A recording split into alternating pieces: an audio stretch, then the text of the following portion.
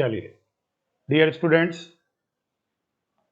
हम पिछले बार Ohm's law कर रहे थे। ठीक है, ओम्स लॉ में हमने स्टेटमेंट पढ़ा कीपिंग फिजिकल कंडीशन सेम। ठीक है, क्या? Physical condition same. Physical conditions का मतलब जैसे टेम्परेचर। ठीक है, फिजिकल कंडीशंस का मतलब जैसे आप कहें कि टेम्परेचर चेंज ना करें, प्रेशर चेंज ना करें, ह्यूमिडिटी चेंज ना हो। ठीक है, तो आप देखेंगे क्या, I is directly proportional to V और V is directly proportional to I और V is equal to IR। This R is called, हम ये कर चुके हैं, this R is called resistance. ठीक है, इसके बारे में हमने पढ़ा, इसका यूनिट क्या है, ओम, और इसको हम किससे लिखते हैं, ऐसे इसको हम बनाते हैं। ठीक है, तो ये प्यारे बच्चों ओम्स लॉ में हमने किया। अब हम ओम्स लॉ के बेस पे, ठीक है, हम ओम्स लॉ के बेस पे मटेरियल्स को दो मेन कैटेगरी में डिवाइड कर, दो मेन कैटेगरी में कैसे, तो materials on the basis of Ohm's law. एक वो मटेरियल जिनको हम ओमिक कहते हैं और एक वो material which are called non ohmic. अब जैसे देखिए, आप इसमें वर्ड से देखिए ohmic, ohmic means those materials which follow और ओबे ओम्स लॉ। जैसे देखिए, अगर मैं आपसे कहूं कि यहां हम ओम्स लॉ का की बात करें, तो ये हमारा कर्व है, किसके बीच में, V और I के बीच में कर्व है। अब देखिए, इस कर्व को अगर हम देखते हैं तो जिन मटेरियल्स में ये कर्व स्ट्रेट लाइन आता है, ठीक है, जिन मटेरियल्स में ये कर्व स्ट्रेट लाइन आता है और इस लाइन के ऊपर हर पॉइंट, ये जो पॉइंट्स हैं ये क्या बताते हैं, R, और इस पूरे कर्व में R क्या रहता है, सेम। तो ऐसे मटेरियल को हम ओमिक मटेरियल कहते हैं। ओमिक का मतलब जो ओम्स लॉ को फॉलो करते हैं। तो आप इसके एग्जांपल्स कहेंगे ऑल मेटल्स। ऑल मेटल्स, ये मेटल्स जो है क्या है, ओमिक। और नॉन ओमिक का मतलब which do not follow Ohm's law. ठीक है, तो इसमें अगर हम V और I के बीच में कर्व प्लॉट करें तो ये कर्व जो है वो प्यारे बच्चों स्ट्रेट लाइन नहीं आके क्या आता है, ये ऐसा तिरछा बिरछा आता है। यानी कि इसका R जो है वो R क्या होगा आपका, वो सेम नहीं होगा। R हमारा क्या करेगा, इट विल वेरी। तो ऐसे मटेरियल को हम कहते हैं नॉन ओमिक। अब नॉन ओमिक कौन कौन से हैं, तो इनमें हम कह सकते हैं इंसुलेटर्स। इंसुलेटर में आप एग्जांपल जानते हैं, would, glass, paper, these materials are called insulator। तो इंसुलेटर क्या है, इंसुलेटर प्यारे बच्चों नॉन ओमिक। दूसरा हम कहते हैं सेमीकंडक्टर्स। अब जैसे इसके नाम से पता है सेमीकंडक्टर, यानी कि इनकी कंडक्टिविटी, ठीक है, ये इतने अच्छे कंडक्टर नहीं होते जितने आपके मेटल्स होते हैं, लेकिन इतने खराब इतने खराब बैड कंडक्टर नहीं है जितने इनकी कंडक्टिविटी मेटल से या कंडक्टर से थोड़ी सी कम और इंसुलेटर से ज्यादा। इसके एग्जांपल हैं सिलिकॉन, सिलिकॉन एक एलिमेंट है, ठीक है, और जर्मेनियम, ये दोनों किसके एग्जांपल हैं, सेमीकंडक्टर के। ये दोनों एग्जांपल हैं सेमीकंडक्टर के। अब देखिए, लास्ट टाइम पे हमने पढ़ा था, अगर आपको याद हो, हमने पढ़ा था रेजिस्टेंस। ठीक है, तो यहां मैं लिख रहा हूं रेजिस्टेंस, ठीक है, और इसके दूसरी साइड में मैं यही लिख रहा हूं रेजिस्टिविटी। तो रेजिस्टेंस और रेजिस्टिविटी, अब कौन कौन से फैक्टर हैं जिन पे रेजिस्टेंस डिपेंड करता है, तो नंबर 1 लेंथ, जो वायर है उसकी लेंथ कितनी है। दूसरा, उसका एरिया ऑफ क्रॉस सेक्शन कितना है। अब एरिया ऑफ क्रॉस सेक्शन क्या होता है, ये वाला पार्ट, तो इसको हम एरिया ऑफ क्रॉस सेक्शन कहते हैं। और ये कैसे होता है, सर्कुलर, और सर्कुलर होने से ये एरिया कितना बनेगा, पाई आर स्क्वायर। तीसरी चीज हम कहते हैं nature of material. Nature of material पे भी ये डिपेंड करता है, ठीक है, जैसे सिल्वर के लिए रेजिस्टेंस कुछ और होगा, कॉपर के लिए और फोर्थ है टेम्परेचर। ठीक है, तो ये चार चीजों पे रेजिस्टेंस डिपेंड करता है, लेंथ पे, area of cross section, nature of material, temperature. जो रेजिस्टिविटी है, ठीक है, अगर इन चारों फैक्टर की हम बात करें तो रेजिस्टिविटी किस पे डिपेंड नहीं करती, लेंथ पे, एरिया पे डिपेंड, एरिया पे डिपेंड नहीं करती। किस पे डिपेंड करती है? नेचर ऑफ मटेरियल, ठीक है, नेचर ऑफ मटेरियल पे डिपेंड करता है। और आप कहेंगे चौथा टेम्परेचर।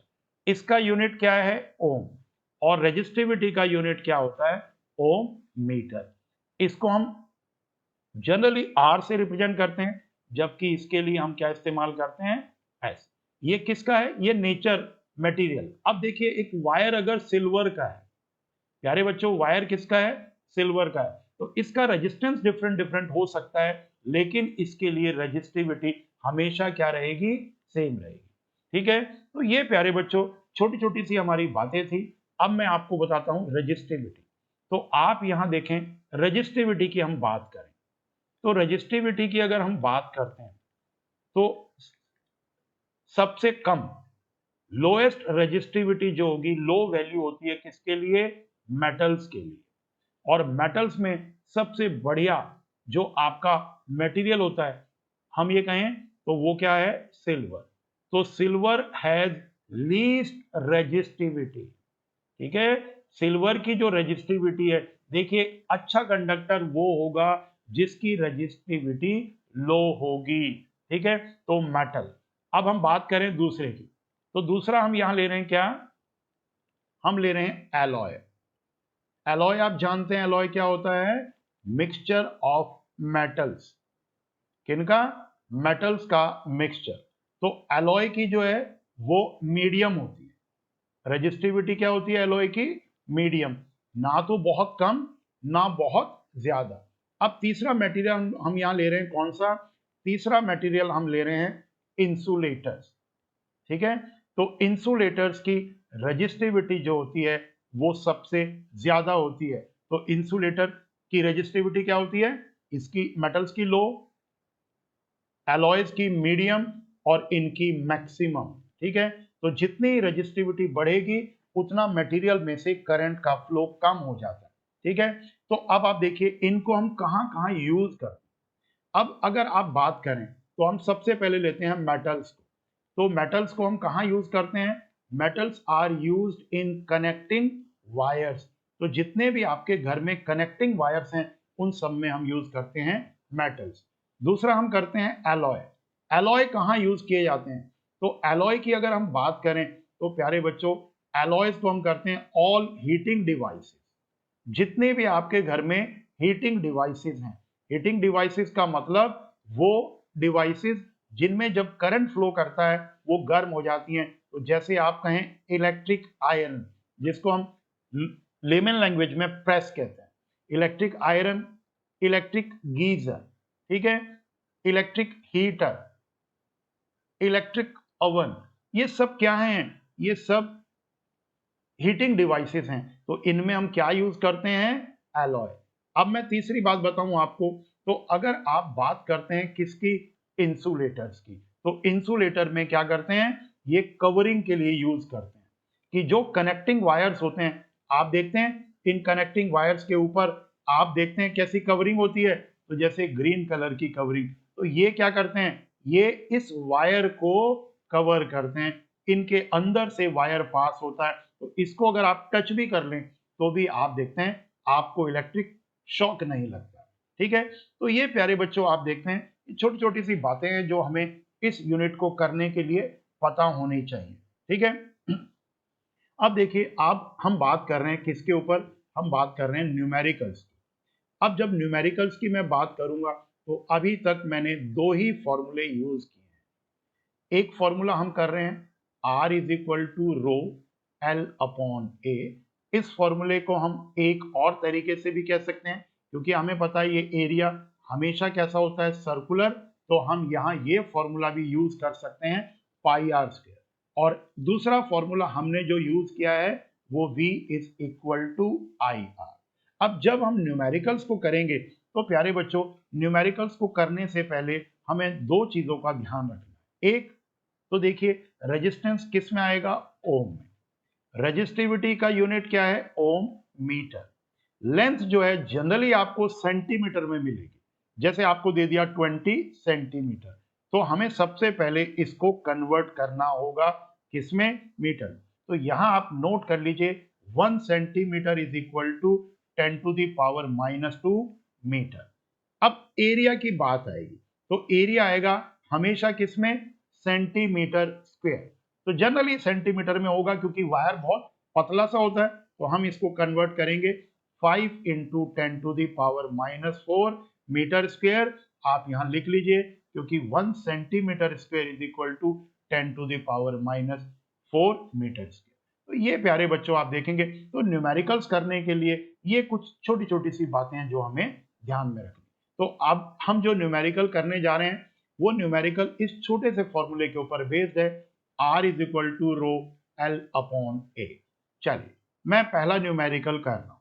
एक वायर है जिसमें कितना करंट पास हो रहा है, करंट का सिंबल है I। हमने कहा उस वायर में सॉरी उसका वायर की लेंथ कितनी है, एक वायर की लेंथ दी आपको 5 सेंटीमीटर। उसका एरिया ऑफ क्रॉस सेक्शन कितना है, 4 सेंटीमीटर स्क्वायर। और उस वायर की रेजिस्टिविटी कितनी है, हमने कहा 5 into 10 to the power -4 ohm metre. आप उस वायर का रेजिस्टेंस बताइए। अब आप सबसे पहले तो रेजिस्टेंस की बात कीजिए। यहां रेजिस्टेंस हमें किस में दिया है, सेंटीमीटर में, तो हम इसको सबसे पहले कन्वर्ट करेंगे किसमें, मीटर। तो आप देखिए आपने रेजिस्टेंस को कन्वर्ट किया। अब आप देखिए एरिया, तो एरिया किसमें है, 4 सेंटीमीटर स्क्वायर। तो इसको कन्वर्ट करेंगे तो कितना होगा, 4 इंटू 10 टू द पावर -4। ठीक है, अब हम न्यूमेरिकल शुरू करते हैं। यहां देखिए जब आप ये वैल्यू रखेंगे तो रो कितना है, ये हमारा रो है, कितना आ गया 5 into 10 to the power -5 into L, ये हमारी लेंथ है। तो यहां लिखिए 5 into centimetre sorry 5 into 10 to the power -2, metre में -2 हो जाएगा। तो यहां क्या होगा, 5 into 10 to the power -2 divided by area, ये हमारा एरिया है 4 इंटू 10 टू द पावर -4। ठीक है, अब आप देखिए ये पावर माइनस, ये भी माइनस, तो माइनस की 7 -7 और नीचे से आएंगी तो ये पॉजिटिव। तो आपने कहा 25/4 इंटू 10 टू द पावर -3 ओम इस वायर का हमारा रेजिस्टेंस होगा। ठीक है, तो ये प्यारे बच्चों आप जब भी न्यूमेरिकल करें इस टाइप की आपकी छोटी छोटी प्रॉब्लम होंगी। अब हम सेकंड न्यूमेरिकल कर रहे हैं किसका, V is equal to IR। हम जनरली इस यूनिट में यही फॉर्मूला ज्यादा यूज करेंगे। अब जैसे मैं कह रहा हूं कि एक वायर में से कितना करंट पास हो रहा है 5 एम्पियर और उस वायर का रेजिस्टेंस कितना है 40 ओम। तो आप बताइए उसके एंड पे कितना पोटेंशियल का डिफरेंस डेवलप होगा। तो आप लिखेंगे V is equal to IR 5 into 40, आपने कहा कितना 200 वोल्ट। उसका आपका क्या हो जाएगा, उसका रेजिस्टेंस उसका पोटेंशियल डिफरेंस कितना होगा, इतना। अब देखिए और प्रॉब्लम कह रहे हैं, मैंने कहा एक वायर में से 10 एम्पियर करंट पास हो और उसके अक्रॉस कितना वोल्ट हमने लगाया 40 वोल्ट। तो उस वायर का आप रेजिस्टेंस बताइए। तो आप क्या लिखेंगे, R is equal to V/I। हमने कहा 40/10 कितना आ गया, तो इस मतलब उस बॉडी का, उस मटेरियल का जो रेजिस्टेंस होगा वो कितना होगा, वो 4 ओम होगा। ठीक है, तो ये छोटे छोटे से हमारे न्यूमेरिकल्स हैं जो आपको आने चाहिए। आज हम एक और इंपॉर्टेंट पॉइंट यहां करने जा रहे हैं और वो इंपॉर्टेंट पॉइंट है प्यारे बच्चों, कॉम्बिनेशन ऑफ रेजिस्टेंसेस। कि कैसे देखिए हम कॉम्बिनेशंस ऑफ रेजिस्टेंसेस, तो 3 तरीके से हम इनको कंबाइन करते हैं। पहला हम कहते हैं सीरीज। यहां आप नोट करें अगर सारे एलिमेंट्स जो हैं वो एक ही रास्ते में आते हैं, तो अगर सिंगल पाथ है तो हम उन सब रेजिस्टेंस को किस में कहते हैं, those resistors are connected in series. Second हम ले रहे हैं कौन सा, पैरेलल। ठीक है, पैरेलल का मतलब ऐसा नहीं है कि जैसे मैथ्स में आप पैरेलल करते हैं, यहां पैरेलल का मतलब ऐसे होगा। ठीक है, ये देखिए यहां से आप आ रहे हैं, तो जब आप इस पॉइंट पे पहुंचे, हमारा यहां से ए पॉइंट से बी तक जाने के हमारे पास कितने रास्ते हैं, 3। एक ऊपर, एक ये मिडल और एक ये लोअर। तो एक अपर, एक ये मिडल और एक लोअर, तो इसको हम कहते हैं पैरेलल। और प्यारे बच्चों, थर्ड कॉम्बिनेशन हमारा होगा मिक्स्ड। कैसा? मिक्स्ड। मिक्स्ड में आप समझ ही रहे हैं, कुछ किसमें होंगे सीरीज में, कुछ कैसे होंगे। जैसे देखिए, ये मैं ले रहा हूं, अगर मैं आपसे कहूं इस सर्किट की हम बात करें, ठीक है, अब आप बताइए। अब आप देखेंगे ये, अब यहां से आप चल रहे हैं तो आप देखिए ये दोनों एक ही रास्ते में आ रहे हैं, और अगर ये एक ही रास्ते में आ रहे हैं तो ये दोनों किस में हैं? ये दोनों सीरीज में। ये दोनों किस में थे? ये दोनों सीरीज में थे। अब आप यहां आइए, जब आप इस ए पॉइंट पे पहुंचते हैं, ठीक है, तो ए पॉइंट पे देखिए और ये बी पॉइंट पे, तो ए से बी तक जाने के हमारे पास दो रास्ते हैं। जहां रास्ते डिफरेंट हो जाएं तो यहां आप कह सकते हैं पैरेलल का मतलब डिफरेंट पाथ, ठीक है। तो यहां ये दोनों किस में हैं? पैरेलल। तो इस कॉम्बिनेशन को हम मिक्स कॉम्बिनेशन कहते हैं। ओके, तो आज प्यारे बच्चों हम जो करने जा रहे हैं, आज हम एक ही कवर करेंगे। तो आज हम कर रहे हैं पहले वाला, और जिसको हम कहते हैं सीरीज कॉम्बिनेशन, ठीक है, सीरीज कॉम्बिनेशन ऑफ रेजिस्टेंसेस, ठीक है। तो रेजिस्टेंसेस सीरीज में कब कहलाते हैं? तो आप इंपॉर्टेंट पॉइंट नोट करें, when same current, when same current flows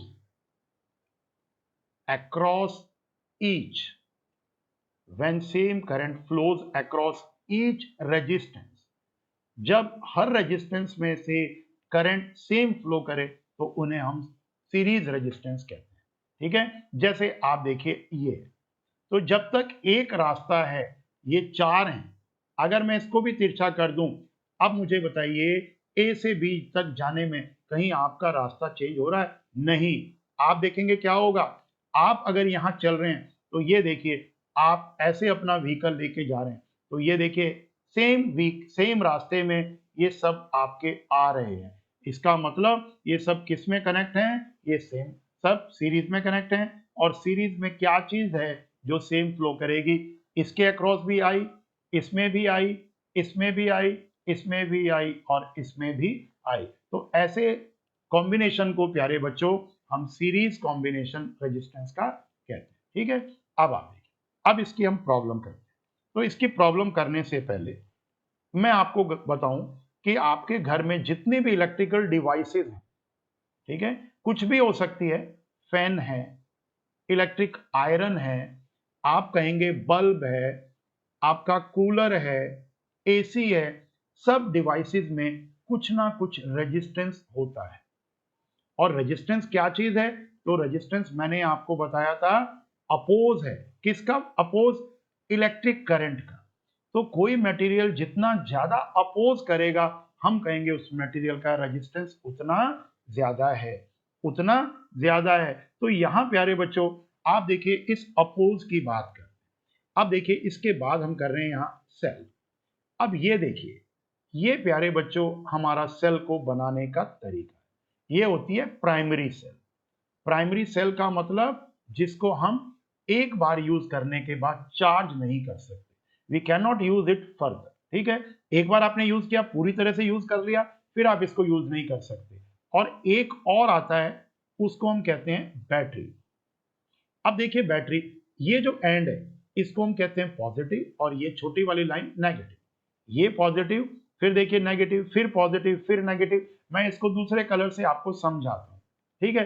अब आप देखिए ये पॉजिटिव, ठीक है, ये फिर नेगेटिव, फिर पॉजिटिव, फिर नेगेटिव, फिर पॉजिटिव, फिर नेगेटिव। आपको ये ध्यान में रखना है कि अगर स्टार्ट पॉजिटिव से होगा तो दूसरे एंड पे नेगेटिव टर्मिनल होना चाहिए। अब देखिए ये किसी सर्किट में हम इस सेल को क्या करते हैं, किसी बल्ब से कनेक्ट कर देते हैं। तो आपको पता है प्यारे बच्चों, जब हम किसी बल्ब से लगाएंगे तो बल्ब ग्लो करेगा।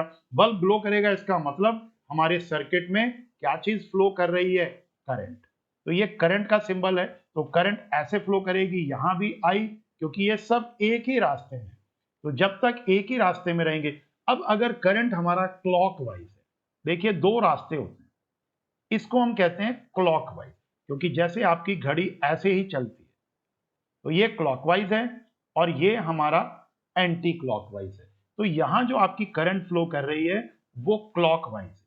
इसका मतलब हमें पता है कि इलेक्ट्रॉन और करंट, अगर इलेक्ट्रॉन इधर जाएंगे तो हमें पता है प्यारे बच्चों कि जो करंट का फ्लो है वो इसके उल्टा है। तो अगर इस सर्किट में करंट क्लॉकवाइज है, इसका मतलब इलेक्ट्रॉन कैसे फ्लो कर रहा है, एंटी क्लॉकवाइज। यानी कि इलेक्ट्रॉन यहां से मूव करेगा इस पूरे वायर में और किधर की तरफ जाएगा, इस पॉजिटिव सेल की तरफ।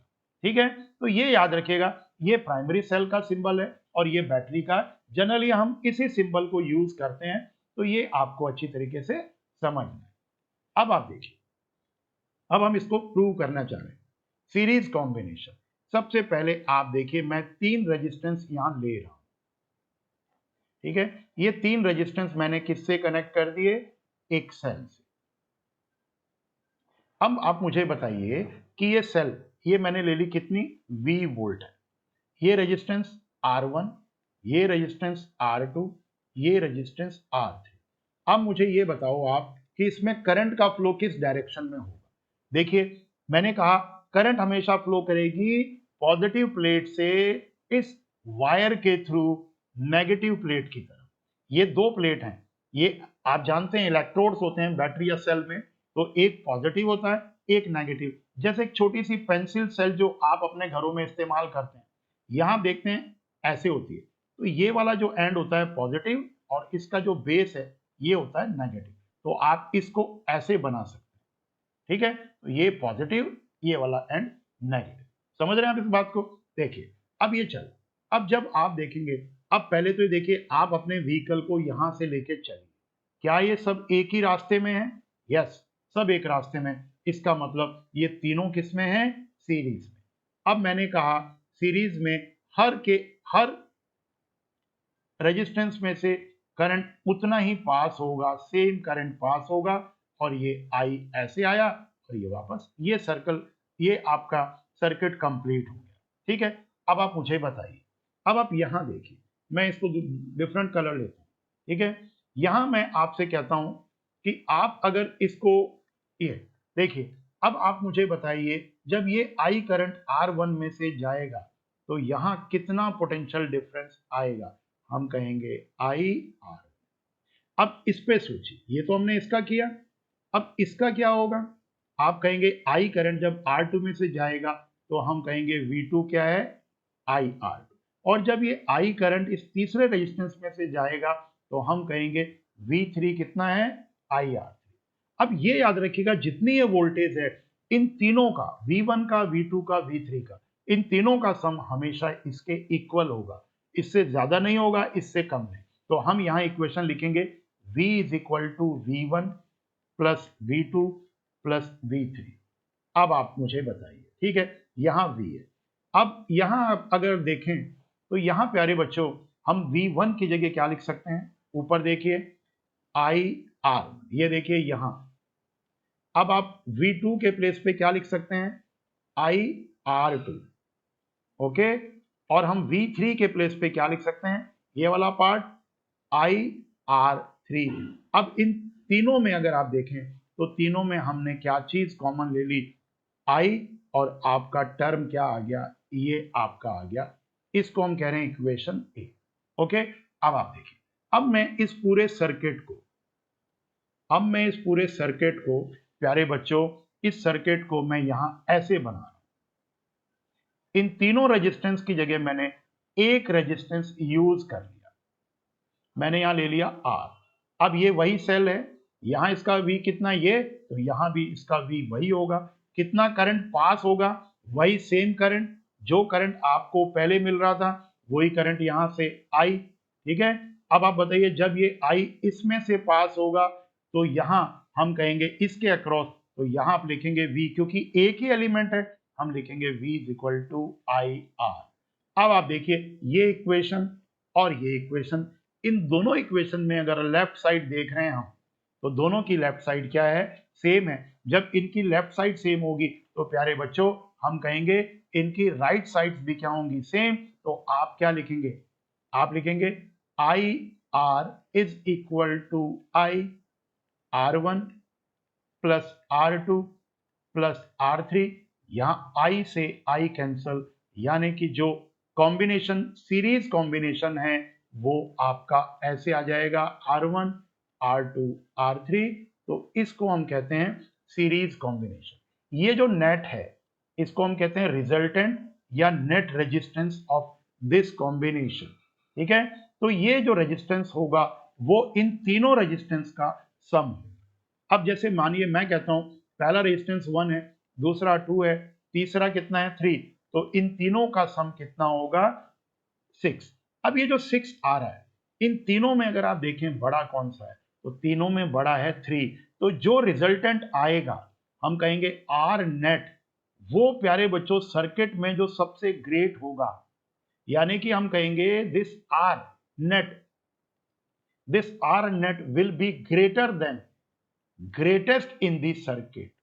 ग्रेटेस्ट सर्किट में क्या है 3, जो हमारा नेट आया वो कितना है 6। तो जो हमारा नेट आएगा सीरीज में वो बड़े से भी हमेशा बड़ा होगा।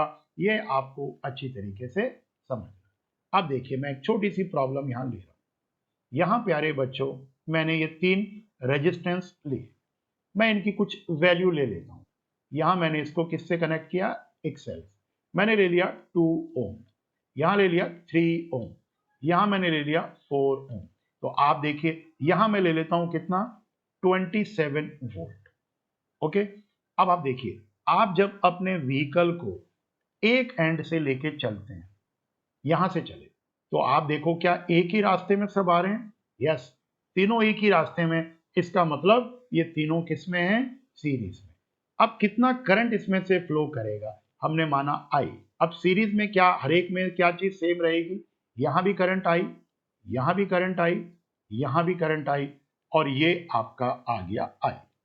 अब आप मुझे बताइए सीरीज में हमें पता है नेट क्या होता है, नेट होता है R1 plus R2 plus R3। तो आप कहेंगे 2 प्लस 3 प्लस 4 कितना आ गया 9 ओम जो है वो हमारा आ गया। ठीक है, अब हमें निकालना है करंट। तो करंट हम जानते हैं क्या होता है, वही ओम्स लॉ। इस फॉर्मूले के अलावा आपको इसमें कोई और फॉर्मूला यूज नहीं करना। तो यहां आप कहेंगे 27 डिवाइडेड बाई 9 कितने एम्पियर करंट हो गई, 3 एम्पियर। तो आप ये याद रखिएगा, अब ये 3 एम्पियर, ये भी 3 एम्पियर होगी, ये आई भी 3 एम्पियर होगी, और ये आई भी 3 एम्पियर होगी। अब आपसे पूछ सकते हैं कि आप 2 ओम के अक्रॉस वोल्टेज बताइए। तो आपको वोल्टेज के लिए V is equal to I into R. तो करंट कितनी है 3, आर कितना है 2, तो हमारी कितनी वोल्टेज हो गई 6। अब इस डिवाइस के अक्रॉस कितना वोल्टेज होगा, रेजिस्टेंस हमें पता है, करंट हमें पता है, तो 3 इंटू 3 9 वोल्ट। अब ये 4 ओम है और इसमें से कितनी करंट पास हो रही है 3, तो यहां हो गया 12 वोल्ट। अब आप इसको जोड़िए 12 प्लस 9 21, 21 प्लस 6, ये कभी भी इन तीनों वोल्टेज का सम हमेशा किसके इक्वल होना चाहिए, इसके इक्वल होना चाहिए। तो ये प्यारे बच्चों आपका एक छोटा सा प्रॉब्लम। अब मैं और एक प्रॉब्लम लेता हूं, ठीक है, अब आप समझिए। देखिए यहां मैं ले रहा हूं ये रेजिस्टेंस मैंने ली, ठीक है, ये हमने, चलो मैं एक बैटरी भी ले लेता हूं, ये हमने एक बैटरी भी यहां ले ली। ओके, ये मैंने लिया 1 ओम, ये मैंने लिया 2 ओम, ये मैंने ले लिया 3 ओम, और मैंने यहां ले ली कितनी 24 वोल्ट की। अब आप मुझे एक छोटी सी बात बताइए, अब आपसे क्वेश्चन क्या क्या पूछा जा रहा है, पहले करंट कितना होगा, ठीक है, करंट के पहले तो आप मुझे बताइए, सॉरी पहला पार्ट होगा आर नेट कितना है, total resistance of this circuit, फिर करंट, और फिर पोटेंशियल डिफरेंस। पोटेंशियल डिफरेंस यानी कि जिसको हम लोकल लैंग्वेज में वोल्टेज कहते हैं, हर डिवाइस के अक्रॉस ईच, यानी कि पहले हमें आर नेट निकालना है, फिर हमें करंट, और फिर V1 V2 V3। अब आप पहले तो देखिए करंट फ्लो क्लॉकवाइज करेगी कि एंटी क्लॉकवाइज, ये लाइन बड़ी ये छोटी, इसका मतलब ये टर्मिनल पॉजिटिव, ये टर्मिनल, और करंट फ्लो करती है पॉजिटिव से नेगेटिव की तरफ। तो ये प्यारे बच्चों हमारी करंट हो गई आई।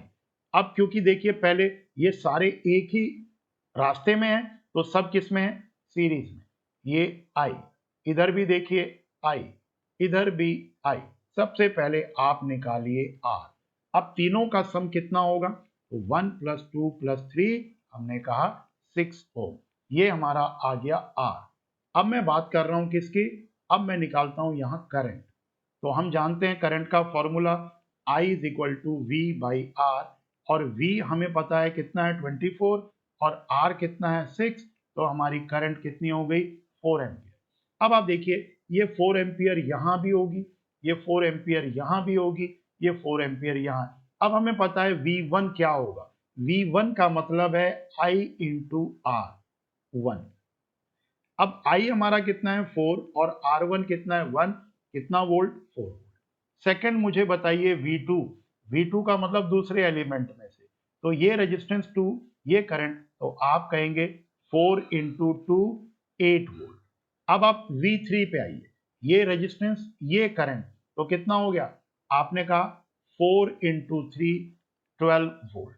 अब देखिए 4 8 12 और 12 और 12 24, ये आपका आंसर आ गया। तो आपने रेजिस्टेंस निकाल लिया, आपने करंट निकाल ली, और हर एलिमेंट के अक्रॉस आपने यहां वोल्टेज भी निकाल ली। ठीक है, तो आज के लिए इतना काफी है। तो आप प्यारे बच्चों इस प्रॉब्लम को आप सॉल्व करेंगे, तो इस टाइप की जो भी प्रॉब्लम आपकी बुक में है, ठीक है, जो भी प्रॉब्लम आपकी बुक में है वो प्रॉब्लम आप यहां अच्छी तरीके से इनको सोचें और इनको करें। ठीक है, तो ऐसे करके आप इनको कर सकते हैं। तो एक छोटी सी प्रॉब्लम मैं और आपको दे देता हूं, चलिए यहां मैं थोड़ा सा प्रॉब्लम को चेंज कर,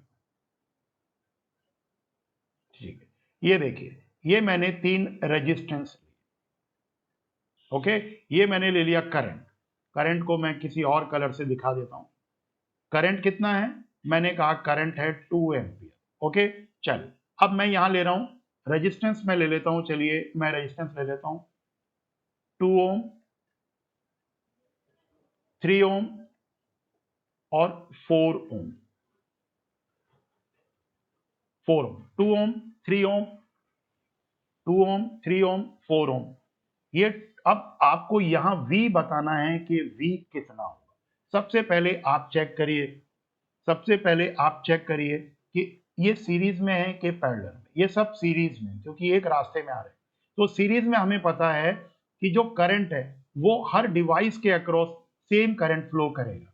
इसका मतलब 2 एम्पियर यहां, 2 एम्पियर यहां और 2 एम्पियर यहां। अब आप मुझे V1 बताओ। V1 देखिए V1 कितना है, तो V1 होगा 2 × 2, तो आपने कहा 2 × 2 4 वोल्ट। एक मिनट, V2 कितना होगा, अब आप देखिए यहां 3 × 2, आपने कहा 6 वोल्ट। और V3 कितना होगा, 4 × 2, आपने कहा कितना 8 वोल्ट। अब हमें पता है कि V क्या होता है, जितने भी आपके एलिमेंट्स हैं सबके अक्रॉस जो पोटेंशियल डिफरेंस है ऐड कर लीजिए, तो 4 + 6 + 8 आप कहेंगे 18 वोल्ट, यानी कि इस बैटरी की जो वोल्टेज है वो आपकी 18 वोल्ट है। थैंक यू बेटा, ठीक है, फिर हम कल नेक्स्ट टाइम पे फिर करेंगे।